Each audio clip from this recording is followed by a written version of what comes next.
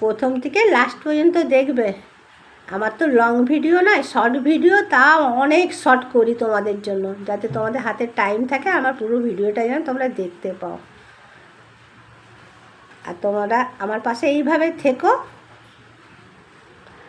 আর তোমরা তো আমার একটা পরিবার, তোমরা যদি আমার পাশে থাকো আমারও কিছু করার ইচ্ছাটা জাগে। নাহলে মধ্যেখান থেকে মনে হয় কী বলো তো, ছেড়ে দেবো, আর ভিডিও করবো না, ভালো লাগছে না, কেউ তো কোনো কিছু বলে না।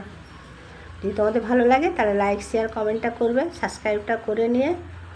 আর তোমরা কেমন আছো সেটা জানাবে। আর তোমরা কে কে খেয়েছো সেটা কমেন্ট করে দিও। আমি ভালো আছি, কিন্তু খুব একটা ভালো নেই, ঠান্ডা লেগে গেছে। বুঝতেই তো পারছো আমার কথার আওয়াজে যে আমার একটু ঠান্ডা লেগে গেছে। কারণ গুড়ি গুড়ি বৃষ্টি পড়ছে, কখনো জোরে জোরে বৃষ্টি পড়ছে, মাথায় পড়ছে তো বাইরে ঘর করতে গেলে। তা আমার ভিডিওটা আমি এখানে শেষ করি। আরে দাঁড়াও, আমি তো বললামই না আমি কী রান্না করেছি।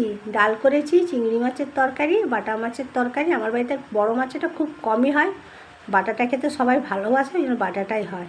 বড় মাছগুলো আমাদের কাছে একটু গন্ধ লাগে, তাই বড় মাছটা কমই করি। আর শসা পেঁয়াজ তো কেটে নিয়েছি।